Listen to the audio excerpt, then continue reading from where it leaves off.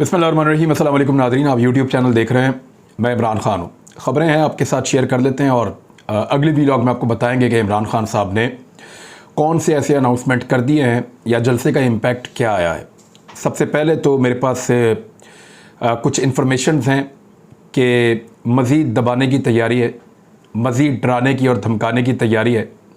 ARY को दीवार से लगा दिया गया है। एयरवाई का जिस तरीके से NOC मनसूख किया गया वो एक ऐसा तरीक़ाकार है जो नॉर्मली अडॉप्ट नहीं किया गया पाकिस्तान में कभी भी। उसका जो वज़ारत दाखिला का जो NOC था 20 साल पहले दिया गया था, इस 20 साल में कभी ऐसी ज़रूरत पेश नहीं आई। पाकिस्तान के किसी भी TV चैनल के साथ कभी भी ऐसा नहीं हुआ जो एयरवाई के साथ किया गया है, और एक बीपर की वजह से। यानी हमने देखा TV चैनल्स के ऊपर गालियाँ ऑन एयर चली गई, हमने देखा TV चैनल्स के ऊपर पूरा प्रोपेगेंडा टो हुआ। हमने ये देखा कि बाज़ों का TV चैनल्स को बहुत नुकसान भी उठाना पड़ा। कई कंटोनमेंट के इलाकों में याद है मुझे अच्छी तरह, जियो बंद हो गया था माजी में, जंग अखबार का दाखिला मना हो गया था और डॉन के लिए बड़ी मुश्किलात पैदा हुई थी। लेकिन कभी भी NOC इस तरह से मनसूख नहीं हुए थे। एयरवाई का NOC मनसूख हो गया और एक ये बहुत बड़ा पैगाम है। इसके बाद जो नेक्स्ट किया जा रहा है, यानी उनके जो ख़ास सहाफ़ी थे उनको टारगेट किया गया। अरशद शरीफ के पास बड़ी खौफनाक इतला थी जिसकी वजह से उन्होंने पाकिस्तान को छोड़ा है।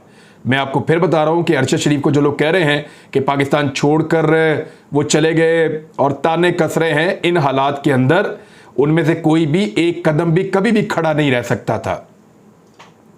अरशद शरीफ साहब ने बड़े मुश्किल हालात देखे हैं और इसके बावजूद वो साबित कदमी के साथ अपना काम कर रहे थे और उनको ये इन्फॉर्मेशन बाकायदा पहुँचाई गई, उनको बताया गया और एक मरतबा नहीं कई मरतबा बताया गया। वो मज़ीद पाकिस्तान में नहीं रुक सकते थे।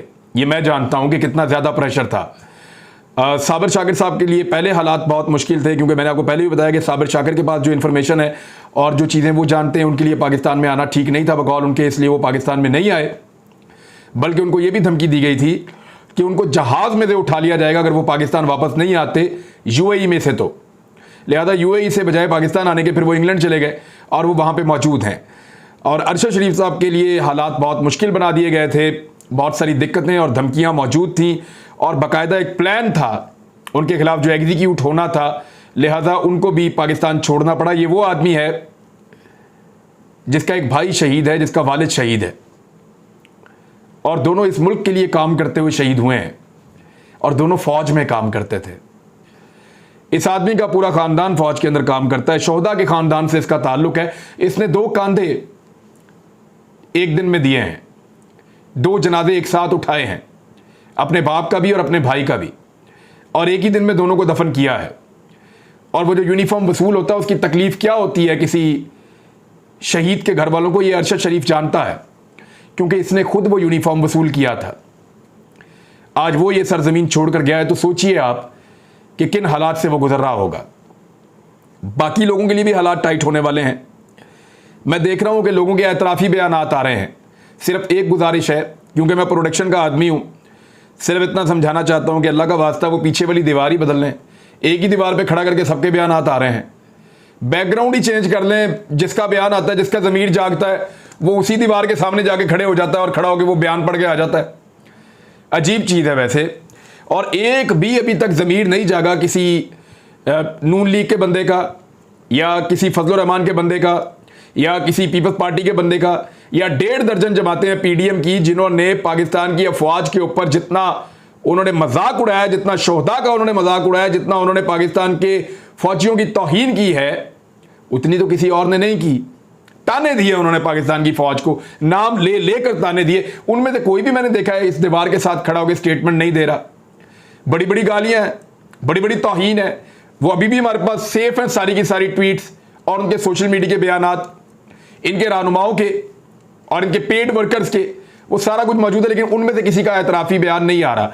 जिसका भी एतराफ़ी बयान ये हुकूमत तैयार करती है, वो एक मखसूस दीवार है जिसके सामने खड़ा होकर अपना बयान दे देता है और उसका जिसका ज़मीर जागता है उसी दीवार के सामने जाके खड़ा हो जाता है। और वो कैमरा भी लगता है उसी तरह का, एक ही तरह का है, एक ही जैसा रिजल्ट है सबका, वहाँ से वो बयान दे के और वो अपलोड कर देता है। मेरी तो समझ से बाहर है कि ये क्या चल रहा है पाकिस्तान में और करना क्या चाह रहे हैं। क्या ज़बरदस्ती भी कभी इज्जत करवाई जाती है? क्या ज़बरदस्ती भी कभी मोहब्बत करवाई जाती है? मेरी समझ से आ रही है हुकूमत क्या चाह रही है? मेरे ख्याल में हुकूमत पाकिस्तान के इदारों को और पाकिस्तान के लोगों को दूर करने की एक साजिश कर रही है। लोगों को और इदारों को दूर करने की हुकूमत साजिश कर रही है। लोगों को भी इस बात को समझना होगा और इदारों को भी इस बात को समझना होगा। इदारों की सबसे बड़ी ताकत अवाम का उनसे प्यार है, इसके अलावा कुछ भी नहीं है। कोई अपनी जान नहीं देता पैसों के लिए, तनख्वाह के लिए, नौकरी के लिए, कोई जान नहीं देता। जो जान देता है वतन के लिए देता है, लोगों के प्यार और मोहब्बत के लिए देता है। प्यार ही सरमाया है, उस प्यार को जाया मत करने दीजिए। ये हुकूमत ऐसा कर रही है, मुझे बज़ाहिर ये दिखाई दे रहा है। मेरा एनालिसिस है, मैं देख रहा हूं जब लोगों को पकड़ के उनके साथ जबरदस्ती करेंगे और उनको ये कहेंगे कि आपने ये किया, तो लोग रिएक्ट करेंगे, लोगों को अच्छा नहीं लगेगा। जबरदस्ती आप नहीं कर सकते लोगों के साथ, जबरदस्ती तो दीन में नहीं है, तो यहां पे कहां पे जबरदस्ती हो सकती है? लिहाजा अब ये एक पॉलिसी है, मेरी समझ से बाहर है कि ऐसा दीवार से लगाने की पॉलिसी कौन बना रहा है और इससे क्या निकलेगा। कोई फायदा नहीं होगा, लोग रिएक्ट करेंगे। इस वक्त देखें, मैं अभी थोड़ी देर पहले होकर आया हूं, ये जहां पे जलसा गाह है, मैंने कहा जाके देखता हूं कितने लोग वहां इकट्ठे हो सकते हैं। दोपहर के वक्त वहां पे रश लगा हुआ था लोगों का, बहुत बड़ी तादाद में लोग वहां पे इकट्ठे हो गए थे। क्यों आ रहे हैं लोग वहां पे? पागल तो नहीं है, बेवकूफ तो नहीं है। लोगों को पता है कि इंपोर्टेड हुकूमत ने उनका जीना आराम कर दिया है, उनके लिए पेट्रोल महंगा कर दिया, घी महंगा कर दिया। आटे की कीमत अगर आप अब सुने तो सिंध के अंदर कई जगहों पे 2000 रुपए की आटे की थैली बिक रही है। इमरान खान के दौर के अंदर 1150 से ऊपर गई थी तो वावेला शुरू कर दिया था, नाच नाच के घुंघरू तोड़ दिए थे कई सहाफियों ने कि आटे का थैला 1200 का हो गया, आटे का थैला 1200 का हो गया, 2000 का बिक रहा है। बात करने को तैयार नहीं है। और बात कर रहे हैं तो किस चीज पे? जरा ये आप देखें, बात कर रहे हैं ये हामिद मीर। मैं तो कहता हूं हामिद मीर से ज्यादा मुनाफिकत पाकिस्तान में किसी सहाफी ने की नहीं है, और मैं मुंह पे कहता हूं, मुझे कहने में कोई किसी किस्म का वो डर भी नहीं है, खौफ भी नहीं है।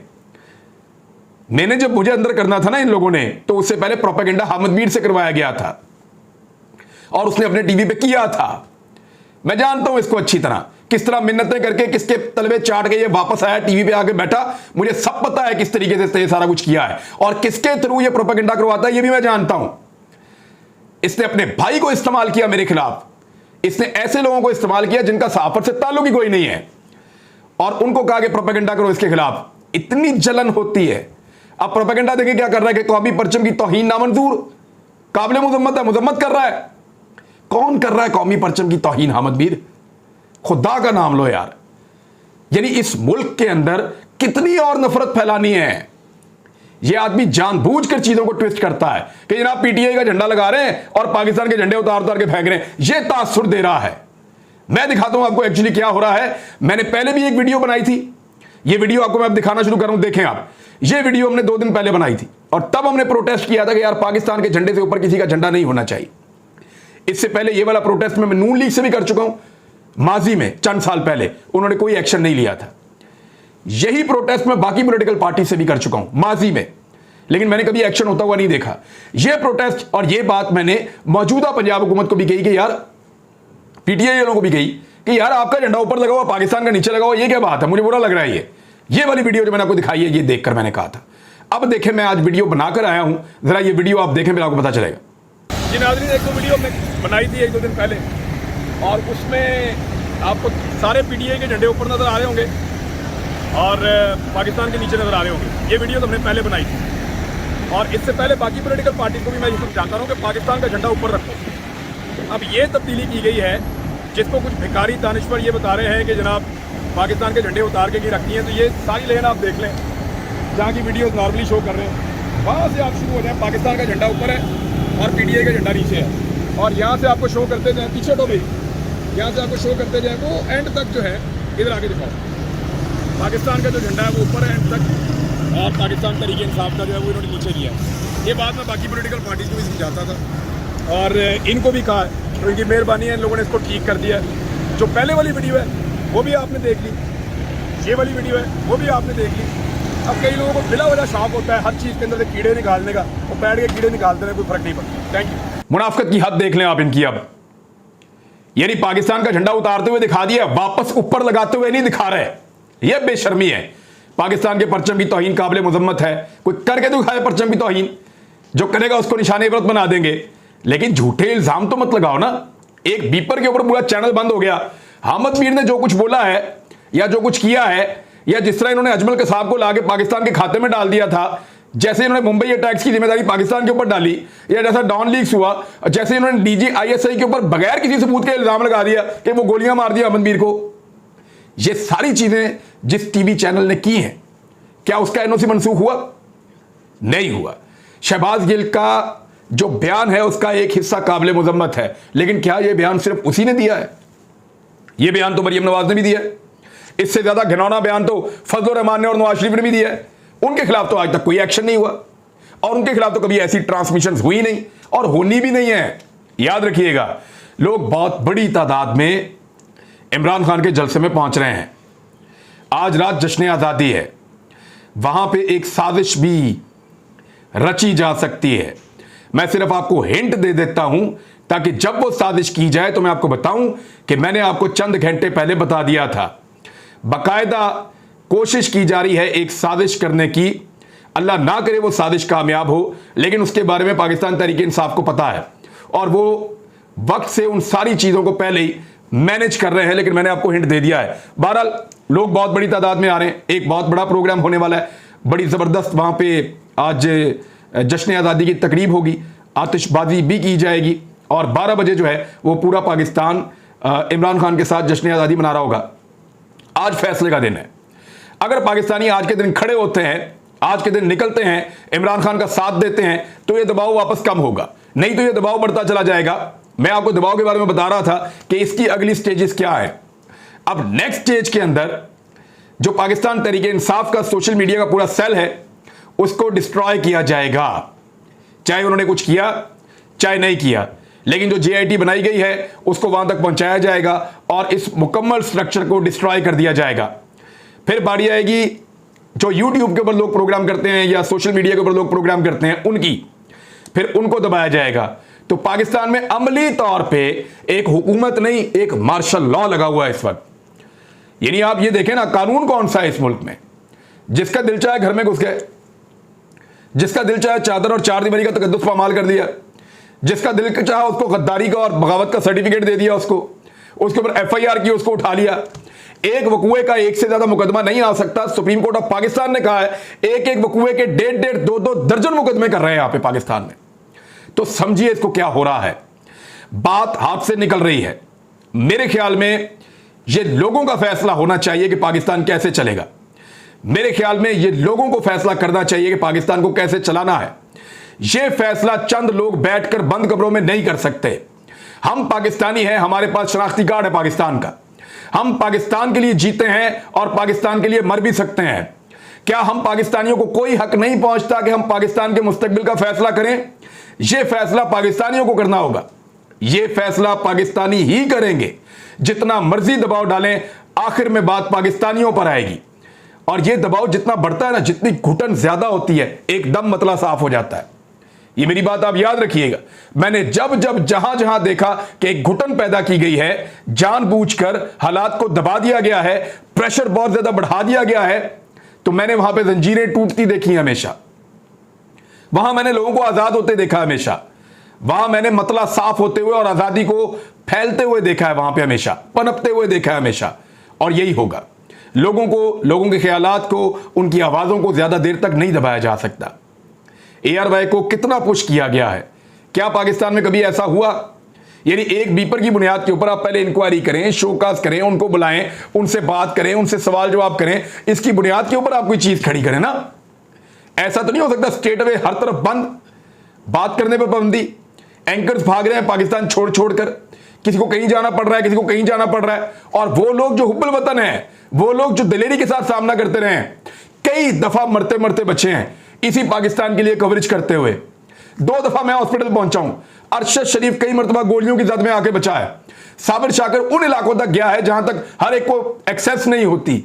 इसके बावजूद जिन हालात से वो लोग गुजर रहे हैं, एक तरफ शहबाज गिल की जो गिरफ्तारी का मामला है, उसमें वफाकी हुकूमत कोशिश कर रही है और उन्होंने दोबारा रुजू कर लिया है अदालत से, और अदालत से, हाई कोर्ट से उन्होंने रुजू किया है कि शहबाज गिल का रिमांड उनको चाहिए, उनको रिमांड दिया जाए। मैंने को बताया था इनके पास जेल कोई नहीं है। जब शहबाज गिल जेल में जाता है तो वो पंजाब चले जाता है, लिहाजा उसको इस्लामाबाद पुलिस की कस्टडी में रखना ज़रूरी है और उसके लिए अब हाई कोर्ट वो चले गए हैं और दूसरी जानिब ज़मानत के लिए भी अप्लाई कर दिया है पाकिस्तान तहरीक इंसाफ ने। तो अब या तो शहबाज गिल की ज़मानत होगी या दोबारा रिमांड होगा या फिर वो जुडिशल ही रहेंगे। ये सारी चीज़ें जो है वो मंडे वाले दिन से ऑनवर्ड तय पाएंगी, क्योंकि पीर वाले दिन को अब इसकी मजीद समाअत होनी है इस मुकदमे की। दूसरी जानिब जो एक बड़ी कामयाबी एयरवाई को मिली है वो ये है कि एयरवाई न्यूज़ के एनओसी की मनसूखी का हुक्मनामा मुअत्तल कर दिया गया है और एयरवाई का ये कहना है कि उनको पूरा यकीन था अदलिया पर और जुल्म और इंसाफी नाइंसाफ़ी अदलिया नहीं होने देगी, तो ऐसा ही हुआ है अल्हम्दुलिल्लाह। लेकिन इन हरकत से मैं फिर आपको ये कह रहा हूं कि ज़बानें बंद करने से, लोगों को दबाने से आप अपने मोहब्बत करने वालों को अपने से दूर क्यों कर रहे हैं?